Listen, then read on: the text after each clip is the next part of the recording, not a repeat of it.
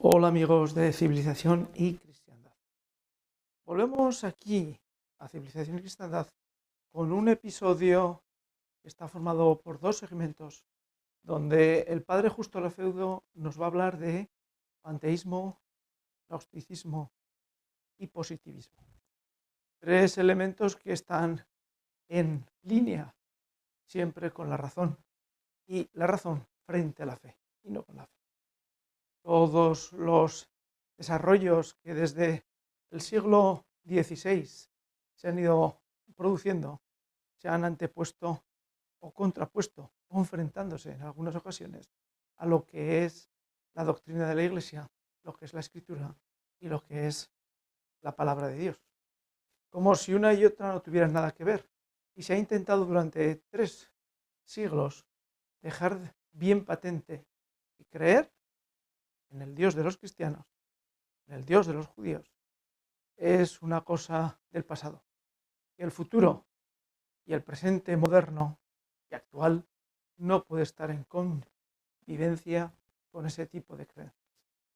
Y nos lo explica el padre Justo Lefeudo de una forma pausada, tranquila, muy clara, muy interesante. Y repetimos, no añade ningún concepto del materialismo histórico en el que es tan frecuente escuchar el planteamiento de la evolución científica y de la razón a lo largo de estos siglos. La ciencia es un instrumento que el hombre ha ido forjando y organizando todo el conocimiento que ha adquirido a lo largo de los siglos. Pero la ciencia nada tiene en contra de la fe y nada tiene en contra de lo que muchos que no creen, desesperadamente ateos, intentan imponer a los que creemos. La civilización, la cristiandad, se ha construido en base a convivir fe y razón, razón y fe. Una y otra no están contrapuestas, porque si estuvieran contrapuestas en la creación, el mismo Dios no lo hubiera dado. Si tenemos capacidad, raciocinio, es porque eso es una parte más de lo que es la creación. Y para el hombre le dignifica y le separa del resto de los animales.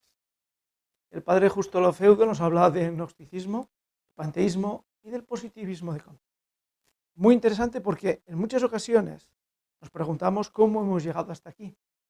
Y el cómo hemos llegado hasta aquí es tan simple como la construcción de un cientificismo que intenta doblegar a todos aquellos que quieren mostrar al mundo que la razón convive con la fe y que la fe es una parte más de la creación de Dios, como es la razón. Les dejamos con el padre Justo Lefeudo, que nos va a juntar aspectos muy interesantes y que son para escuchar 1, 2 y 3 veces, con bolígrafo y papel.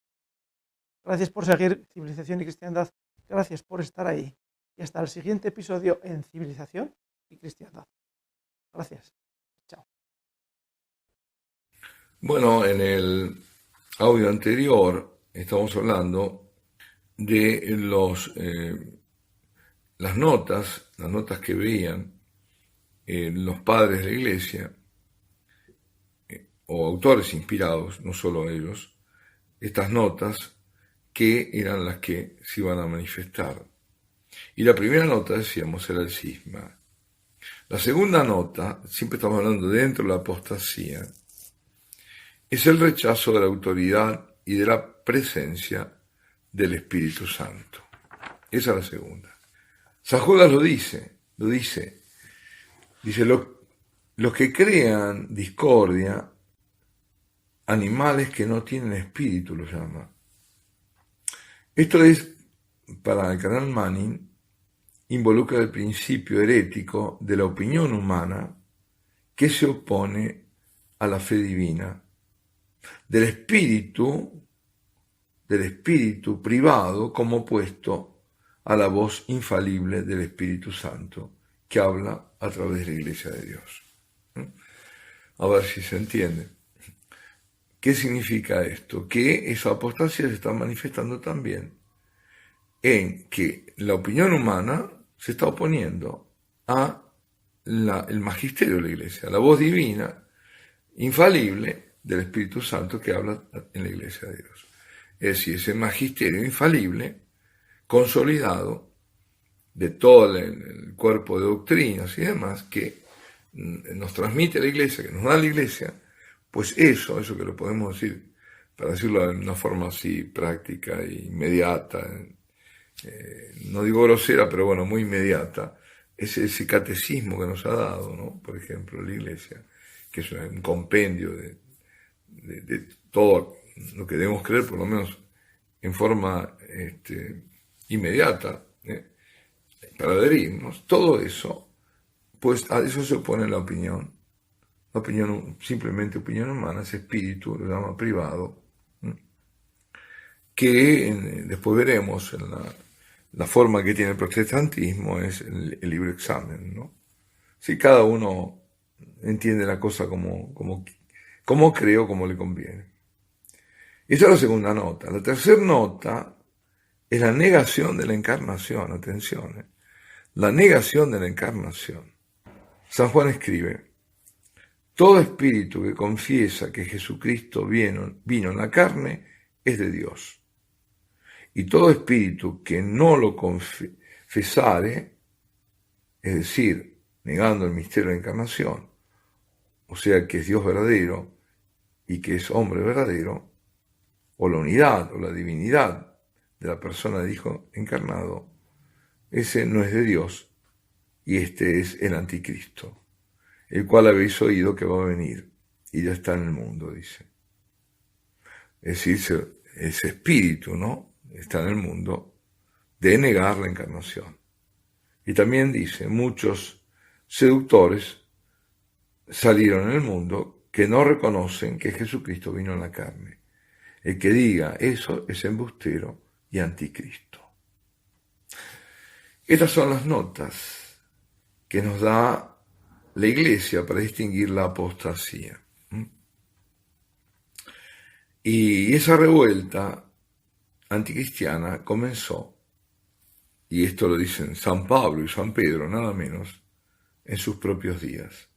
Es decir, no es nuevo.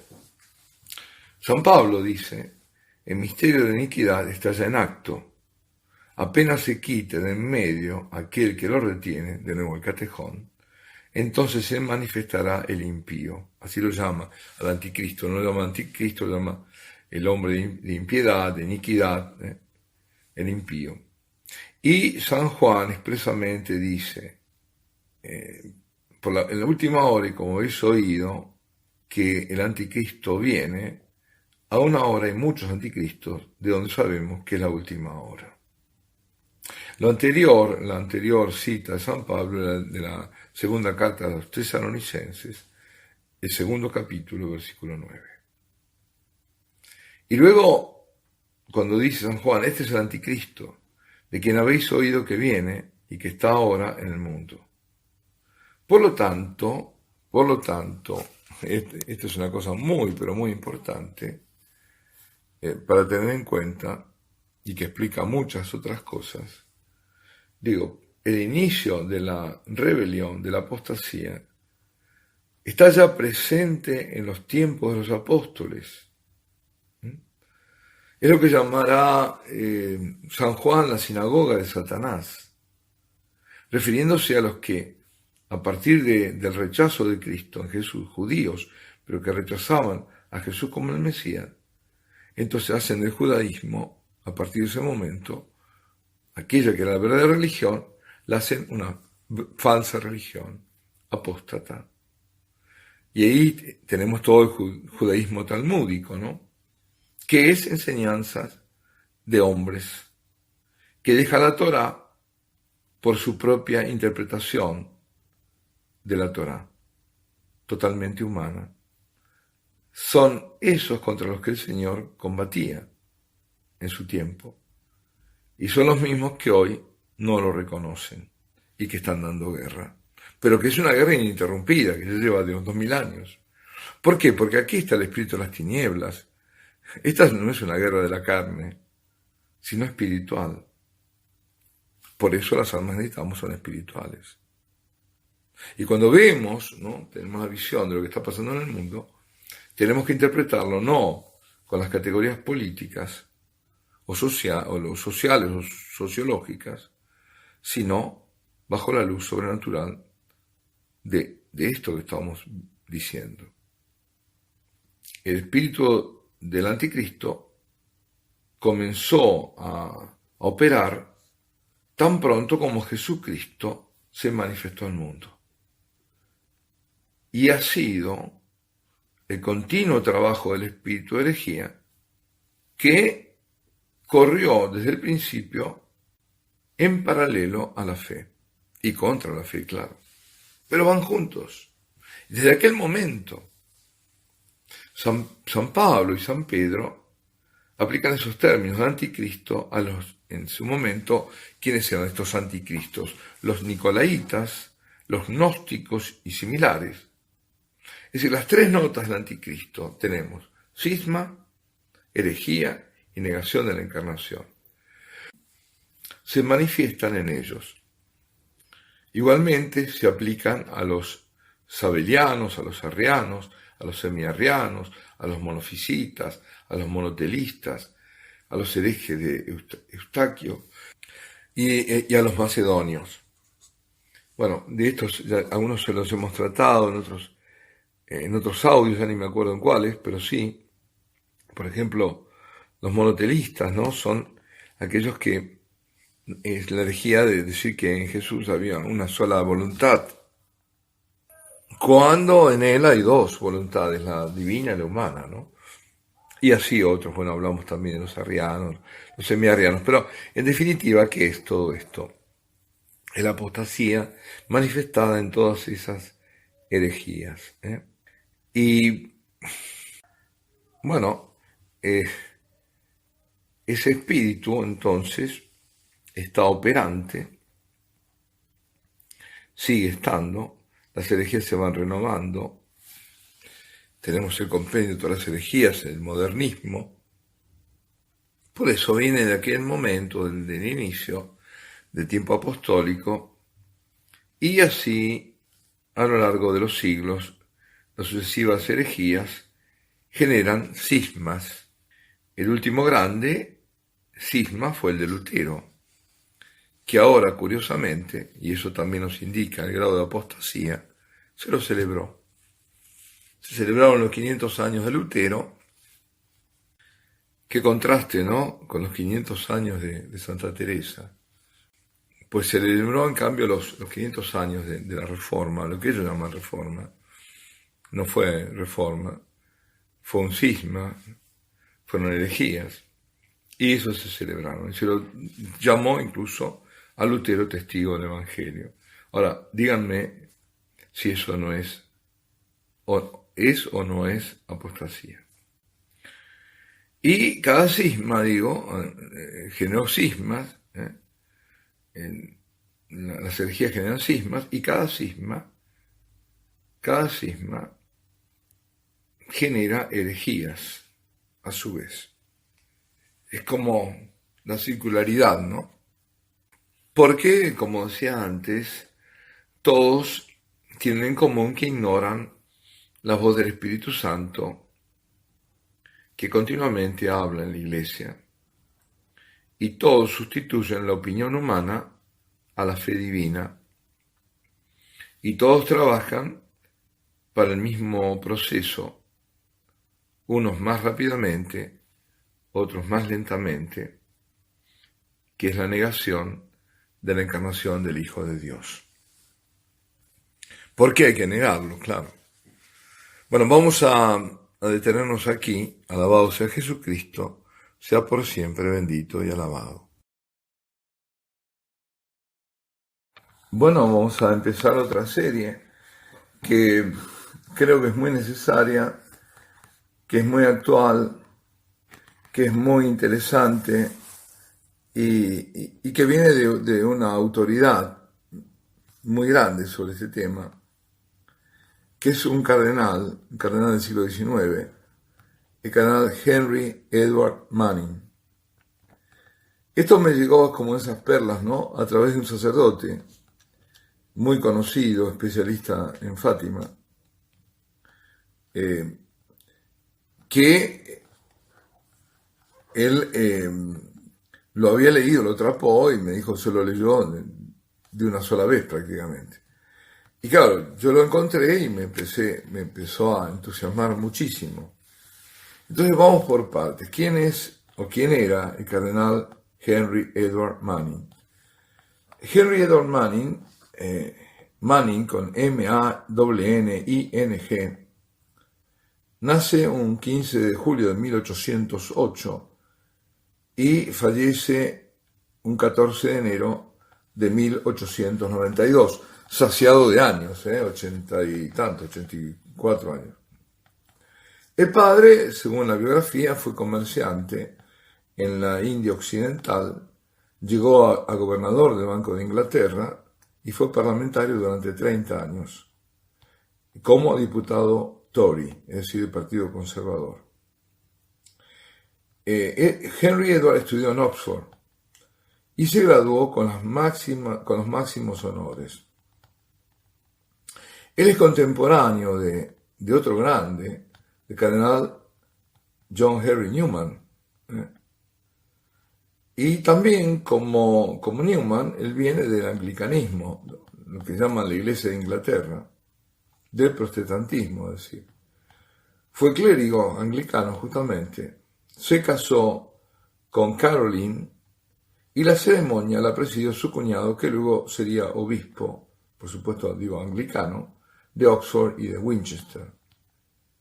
Su muy bella mujer, dice que era muy bonita, se ve un retrato por ahí, realmente era muy bonita, murió al poco tiempo y él permaneció célibe. Nunca fue formalmente discípulo del cardenal Newman, pero sí recibió su influencia, que era la escuela esa, el grupo, ¿no?, de Oxford. Fue un gran predicador, y ya estoy hablando de cuando era todavía anglicano, sacerdote anglicano, clérigo, siendo ya un alto prelado del anglicanismo. Se dispara en ese momento su conversión al catolicismo. Lo que lo dispara es nada menos que un juicio civil llevado por un clérigo anglicano, al que la Iglesia de Inglaterra le había, penalizado porque negaba el efecto objetivo del bautismo en la regeneración por la gracia bautismal. Eso para Manning y para otros era una grave herejía, como lo es, claro, porque, como se dice, es ex opera operato, por el mero hecho de recibir el bautismo, obra, no depende de otra cosa, y este lo negaba, ¿no? Bueno, era una herejía, evidentemente, que iba contra la clara tradición de la Iglesia, desde los padres de la Iglesia. Y para él, que una corte civil tuviera el poder de forzar a la Iglesia de Inglaterra a aceptar a un hereje, a tal hereje, para él era una prueba que esa Iglesia no era institución divina, de origen divino, sino una institución humana, creación del Parlamento inglés. A todo esto, hacía ya 5 años que John Henry Newman se había convertido al catolicismo. Manning fue recibido en 1851 en el seno de la Iglesia Católica, con todos los antecedentes que él tenía, sabía, y la capacidad que tenía. Claro, pudo ascender rápidamente, porque, bueno, ante todo, también puso también su parte, obtuvo el doctorado en Roma y fue ordenado sacerdote católico ese mismo año. Fundó una congregación de sacerdotes, los Oblatos de San Carlos Borromeo. En 65, fue nombrado arzobispo de Westminster. En 1875 fue creado cardenal y participó en el cónclave que eligió a León XIII en 1878. Tuvo estrecha relación con Pío IX, con Pío IX, influyó en la Rerum Novarum de León XIII por el tema de la justicia social. En 1870 estuvo en el Concilio Vaticano I y fue uno de los que más apoyaron fuertemente la doctrina de la infalibilidad papal. Hay que apuntar que el cardenal Newman era favorable también, pero pensaba que no era prudente definirla formalmente en ese momento. Hay varias obras que tiene este cardenal y entre las más importantes está The Eternal Priesthood, es decir, el sacerdocio eterno. Bueno, esta es un poco quién es el personaje y ahora vamos a ir directamente a lo que escribió. Es una serie, es un librito que es una serie de lectures, de exposiciones, de conferencias, ¿no? Y donde muestra que lo que termina con el anticristo es la parusía, es la venida del Señor, ¿no? Es decir, el Señor Jesús lo matará con el espíritu y con el aliento de su boca y destruirá con el brillo de su venida. Esto es lo que dice San Pablo en la segunda carta a los tesalonicenses. Pues bien, en Manning dice él que antes de la segunda venida del Señor en gloria, hay 4 puntos a tener en cuenta. Primero, como eventos, acontecimientos que deben ocurrir. Primero, él lo llama una revuelta antes de la segunda venida del Señor, que después se ve que esa revuelta es la apostasía, porque sobre todo, no solo, pero sobre todo tiene la forma de la apostasía. Luego de esa revuelta viene la manifestación del hombre impío, es decir, del anticristo.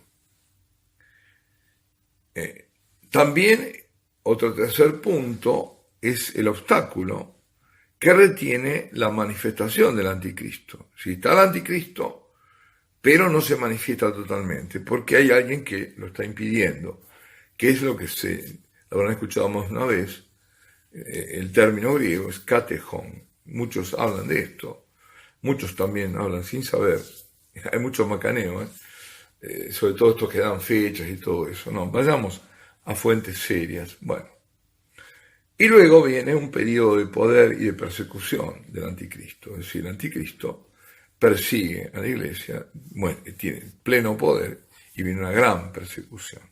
Esos son los 4 elementos que después implican otros, porque la abominación famosa de la desolación está dentro de ese periodo del anticristo. Pero estos son los 4 elementos que él trata, o acontecimientos, antes de la parusía. Y veamos el tema de la revuelta. Esa revuelta en griego tiene el nombre de apostasía. En la Vulgata, la traducción en latín, la Vulgata, se dice disesio, que sería desviación, es decir, una sedición, una separación de la autoridad y una oposición a esa autoridad. Esto debe ser un cisma, que es el cisma un equivalente a una sedición política, ¿no? San Jerónimo interpreta la revuelta como una rebelión de naciones contra el Imperio Romano. Pero eso no ocurrió así. Esta revuelta, y ahora dice, no hay dudas, no es contra el poder civil, sino de orden espiritual. El mismo San Pablo, en la carta a Timoteo, advierte que en los últimos tiempos algunos apostatarán de la fe. La revuelta, es decir, la apostasía, es contra la autoridad del reino de Dios en la tierra. Profetizada por Daniel, cuando habla del reino del cielo que vendría después de los 4 reinos que sean destruidos por aquella piedra que se desprende sin intervención humana y que se vuelve una montaña que llena la tierra, abarca la tierra, o sea, que es la única iglesia universal fundada por el Señor, por el Divino Señor, y difundida por sus apóstoles por todo el mundo. En este único reino sobrenatural está depositado el verdadero, el puro conocimiento de Dios y la verdadera y la sola fe en el Dios encarnado, con las doctrinas y las leyes de gracia. Ahí está, y no en otra parte.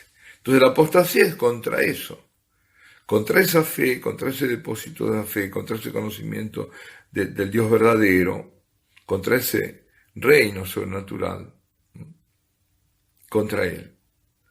Contra esta autoridad es la revuelta. La apostasía del modernismo, por ejemplo. Eso lo podemos ver en nosotros, o escuchar en los otros audios que hemos tratado sobre el tema del modernismo, ¿no? No voy a volver a eso, pero aquí está. Por eso todo esto que va diciendo no es algo antiguo, es algo que nos muestra cómo se ha ido gestando y cómo lo tenemos ahora frente a nosotros. Por eso me parece muy actual. La apostasía que hoy vemos, que vivimos y que padecemos en la iglesia. Ahí está. Por eso hay una explicación de tipo teológico. Y es así como hay que verla. Y de esta revuelta, de esta apostasía, los autores inspirados describen sus notas. Y la primera nota es el cisma. Y lo dice San Juan. Lo dice en la primera carta, en el capítulo 2, en los versículos 18 y 19. Dice, habéis oído que iba a venir un anticristo. Pues bien, anticristos, ahora con plural, han aparecido. Por eso sabemos que estamos en la última hora. Salieron de nosotros, pero no eran de los nuestros. Si hubieran sido los nuestros, hubieran permanecido con nosotros. Aquí nos detenemos. Alabado sea Jesucristo, sea por siempre bendito y alabado.